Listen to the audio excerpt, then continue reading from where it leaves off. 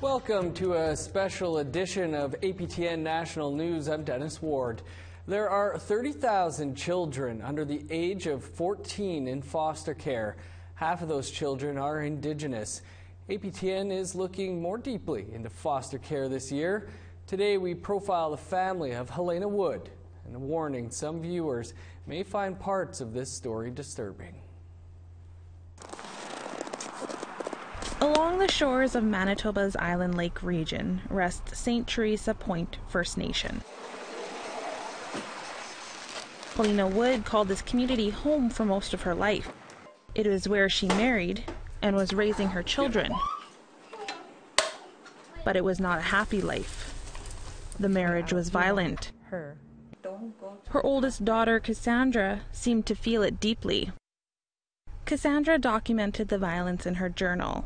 Her words are candid. "I think my dad is mad. I'm scared here. I don't know what to do," she wrote in one passage dated January 2009. Island Lake Family Services first intervened in 2008 when Cassandra told a local health worker she didn't want to go home because of the violence. Helena says the agencies intervened with tough love and little else, but there were serious signs Cassandra was suffering. "You guys need to smarten up, or else you guys are going to lose Cassandra soon. She's already cutting herself. She's already hanging herself." That's all they ever said. And come to think of it now, I'm like, okay then, if you guys knew all the signs, how come you guys didn't take action? But at the time, Helena didn't see it either. She used alcohol to cope. It numbed her. And my daughter kept saying to me, my oldest one, the one I lost, "Mom, what are you doing? Just leave Dad. Can we move, please? Can we get out of here? I want to move out of here. Leave Dad. Why do you always take his side over your kids?" I had nothing to say. Well, the stupid answer would be, because I loved her. Helena did not leave. All of the children remained in the home. Stephanie Wood, Helena's cousin, is a teacher at the school. We do our best, right? CFS does their best. Policing does their best. All the social services do their best. But you know what? There's still a child involved here. On February 26, 2010, Wood's 15-year-old daughter, Cassandra, died by suicide. Her body was found a day later. It was supposed to be me, not her. That's what kept going through my mind. It's supposed to be me, not her. The teen hung herself in a garage near the community's high school. Helena visits the spot where her body was found. Memories of that day hang heavy. I lost her for a night, actually. Like, I didn't know where she was. And the last time people saw her was over here at the school. The search lasted for 24 hours. It was Stephanie who told Helena. Helena was at work when she heard. We had taken the long walk to the back of the store, you know, and I was watching her. I was like, how could she even walk? Like, you know, she didn't even know where her daughter was. And here I was about to tell her what they had found, that Cassandra had hung herself. And to this day, I still can't believe how blunt I was. But how do you sugarcoat that, right? How do you make that sound? How do you make that sound okay? So. Helena believes it was the violent and unhappy home that led to the death. Her second eldest daughter, Jewel, began to harm herself a month after Cassandra's death. That woke Helena up. 6 months later, she fled to Winnipeg with her kids and a few belongings. She settled in nearby Steinbach. Away from the abuse, Helena thought she saw an end in sight, but a new fight was just beginning. She was still drinking to cope. Even that I left here, there was a psycho followed me out there. Even though I went out there to find more resources, And I did, but they turned it on me. So there was another cycle there. The kids began to act out. Helena looked for mental health resources for her kids to help them cope with the loss of their sister. And she looked for counseling for herself to help with her addictions. She was met with silence. CFS apprehended Jewel and Austin, her oldest son, because of the drinking. Helena wrote 3 letters to CFS asking for help. In one, she wrote, "I feel like I've been mistreated and victimized by the system again, and yet that was the whole point I came down here, to get the proper help I need for me and my children. Instead, I just got ignored and being misunderstood." She was finally told if she got clean, the kids would be returned. That's when I said, okay, I'm going to quit drinking. Now, finally, I got what I wanted. And I'm like, okay, I'm going to show you. Yeah. I'm going to show you who you've been fighting with. You know, I'm going to turn around against him. You don't know who you're messing with. That kind of way. So she did that all the time. She would go back and forth. That was her safety zone. Maxine Schindler is one of Helena's closest friends in Steinbach. She is also a foster parent. She witnessed Wood's search for help. She says that it is a common story for moms who have had kids in the system. They would come for help. Instead of helping them, they would take their children away. Well, who's going to come for help then? Who's going to come for help if the first thing you do is take their children away? Last October, the provincial government announced an overhaul of the child welfare system. The province said it would move away from a model where agencies see funding based on the number of kids in care, toward one that is based off block funding. It says this will help put more money into prevention and intervention. The help was out there, but how to access it was not possible. You literally, if you didn't know how to fight, you didn't get the help. Jewel and Austin have since aged out of the system. Brittany Hobson, APTN National News, Winnipeg. Time for a quick break, and then we will continue with Helena Wood's story.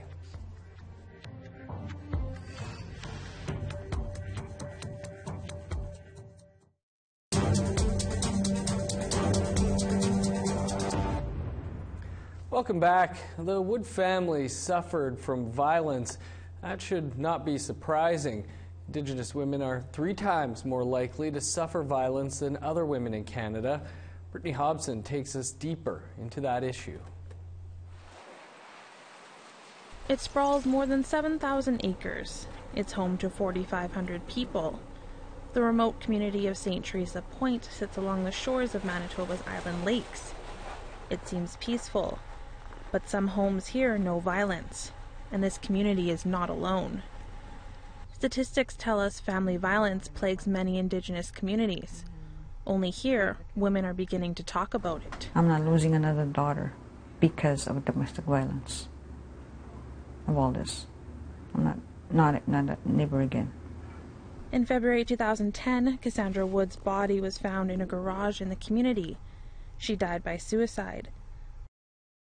Helena believes witnessing 15 years of family violence overwhelmed Cassandra. There was lots of signs. There was lots of sayings, but nobody heard her. Nobody heard her. Not even her friends. Helena also failed to see the signs. She has to live with it. Looking back, she says she was in survival mode. The well-being of her children fell by the wayside. I went down. I went straight down. So, emotionally and physically. Because physically, my beat-ups had caught up to me. So mentally, I went straight down. So what did I do? I drank many years. Yeah. So then became addicted. It's hard for Helena to talk about. It took her 8 years. The community practices both traditional spirituality and Christianity, but Roman Catholic ideology is heavily ingrained in daily life. Many believe divorce is not an option. And everybody telling me, native way, I would say, you have to go back to your husband. You have to. Fine, I'll try it again. Helena did exactly that, and her second daughter began cutting herself. Judy Klassen is Helena's cousin. Klassen says victims get to a point where violence seems normal. You don't feel like your life is in danger. You know, oh, this wasn't so bad. And it's a weird mental state that you're in where self-preservation, it just doesn't exist. Klassen knows this firsthand. She is also a survivor of domestic violence. One night she was hurt so bad she feared her partner would kill her. I had to leave my kids, and that was the hardest thing. I couldn't run with them. I couldn't carry myself barely. My arms were just, felt like my arms were broken, felt like my legs were broken, but, you know, it really felt like I was going to be killed if I stayed there. Now an MLA, Klassen is outspoken. I was 6 months pregnant when my partner hit me so hard that I passed out on the ground, only to be found by a patrolling RCMP a little while later. I managed to survive that episode in my life, and I proudly stand here today and speak out and speak up for women that still can't speak for themselves. For Klassen's sister, Helena Wood, the moment to leave her abuser came when she realized she had nothing left to give. I'd like to say that I stood up and said no more of this, and I walked out all powerful. It wasn't like that at all. It was more, I was completely broken. Everything that I had, it was like I had already spent it all. It's been a hidden issue that people don't like to talk about. When people don't talk about a problem, it makes it hard to get the services that could help. Isla Harper is a nurse in St. Teresa Point. She treats victims but says there isn't much she can do. For example, there are no shelters. There's no resources like any home here. Like you can't even, like I feel scared when I send them home. Leaving the violence often means leaving the community. That is easier talked about than done. I can't medevac them out because they're, you know, risk for violence because they're stable, right? So what do? They try to escape, like go out of the community, and they can't even afford plane fare because it's so isolated. Like say if they have like 5 kids and themselves, that's about, I don't know, $2,000. But Helena and her kids got out. She called a shelter. And I left under the rug. I just decided, just like that, called the Osborne house and just told him what my situation was. Said, I need to get out, I need to get out. The shelter paid for transportation out of the community. Waiting at the other end was her cousin Klassen. It was so heart-wrenching to see my nieces and nephews and just these bewildered faces, right? Like, what's in store for us? You know, what's happening, kind of, and trying to offer that reassurance that Auntie's going to help as much as possible. And it was hard for them to trust, you know, coming from a home like that where they saw violence every day. Problems don't just go away when you leave. Helena learned that when she kept using booze to cope. She needed programs, but they seemed impossible to access. In order to foster parenting skills and in order to foster being able to make decisions and being, you know, and create a safe home and to teach children what authority is, you need to be trained. It's been 8 years since Helena left. She's on a healing journey, but some wounds remain.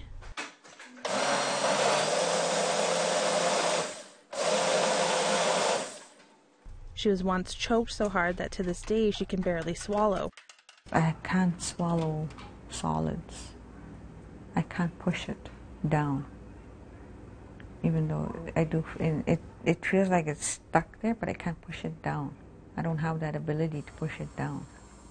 I blend my food. I puree my food like a baby food. She wanted to tell this story because she wants change. Still today, there is no help out there. I haven't seen any changes.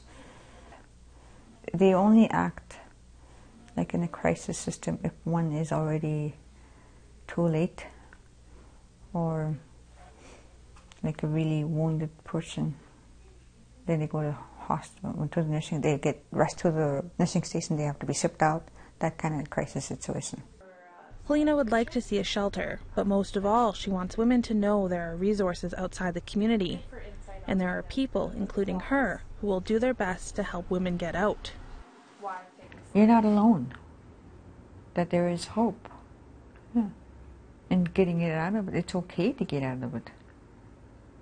It's okay, just you have to get out for yourself and the children. Domestic violence doesn't come first. Break the silence. You don't have to be silent. You don't have to be scared. Brittany Hobson, APTN National News, Winnipeg. Time for another quick break, and then we'll tell you how Wood reunited with her children.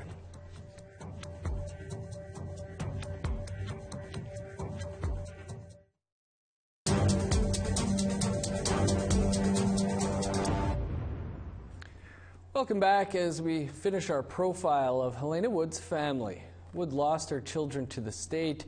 She has her kids back now, but the path was not an easy one. I'm not going to go through this again. I'm not going to lose another daughter, another child because of him. He doesn't matter. He doesn't matter to me. What matters is my kids' future. Give them the best life I could possibly give them. In February 2010, Helena Wood's 15-year-old daughter, Cassandra Wood, died by suicide. Helena believes witnessing years of domestic violence in the home was too much for Cassandra.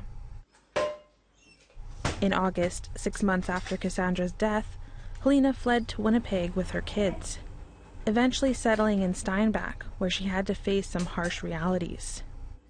I regret of knowing her. I wish I knew her, even though she was reaching out to me, but I turned her away because of all the domestic violence. I was too much concentrating on my abuse, trying to survive every day. How am I going to cope? She drank to deal with the abuse and continued to drink to deal with her daughter's death. It numbed her feelings. It also cost her children. Jewel and Austin were trying to cope with the death of their sister. Their relationship with Helena began to deteriorate because of her drinking. She contacted CFS hoping to get mental health services for her kids. The agency responded by apprehending them. Jewel went back to St. Teresa Point to live with her father, and Austin was placed in a different home. For Helena, that was her rock bottom. She wanted her kids back, and there was only one way: by getting clean and taking back control of her life. I went to the emergency because I wanted to quit out on my own, but I knew I couldn't because my body. And then I went to the crisis stabilization unit over there too. Doctors told Helena symptoms from withdrawal could be fatal if she quit cold turkey. The prayers. It's been 8 years since Helena left the community. She has been sober for nearly 2 years. Like many who recover, she needed support. She made new friends who did not drink, and she rediscovered her faith. I go to church, and I go to a Bible study group every Wednesday. I call them my family, but those are my friends. So I go there and try to go find crusades. I love crusades. I try to go there when I can. That's where my help is. And that's how I finally healed.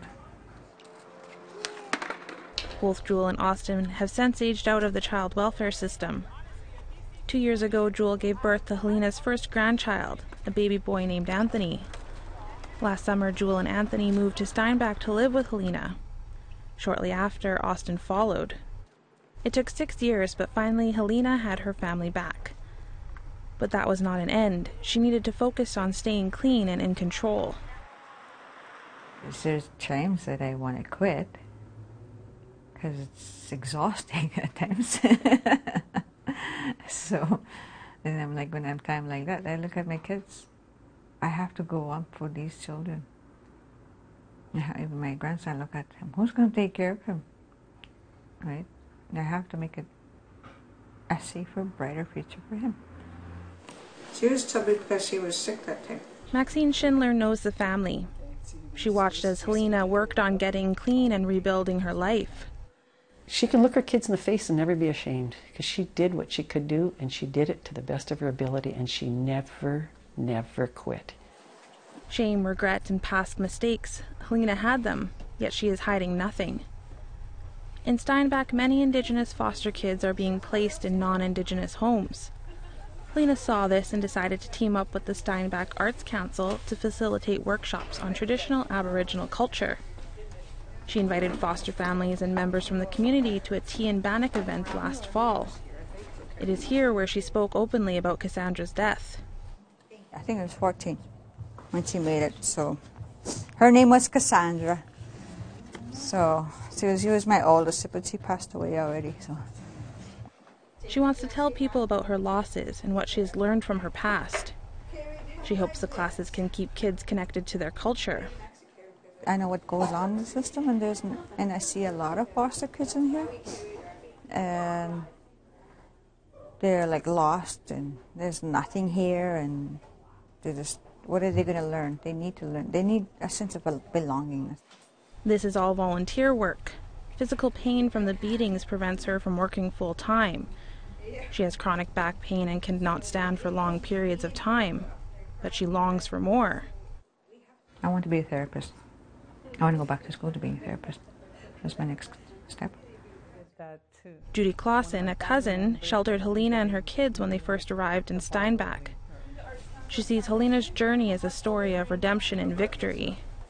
To see her still standing there, still trying to, take care of her kids, to still be standing, it's quite an accomplishment. Helena wants to educate others about domestic violence.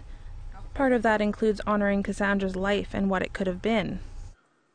What do you think she would be doing if she was still here? I'll probably, I don't know how many grandchildren I would have had. Yeah, I wonder how many grandchildren I would have had. Probably most of it, and then would she be married by now, and Back in St. Teresa Point, Helena stands near the spot where Cassandra's body was found 8 years ago. She has visited the site a handful of times since Cassandra's death. But this time it is different. This time she is ready to move forward. I have accepted it, but now facing it is very hard. And I wasn't ready before, but now I am. Brittany Hobson, APTN National News, Winnipeg. That's all the time we have for tonight. Thanks for tuning in. I'm Dennis Ward. Have a great night.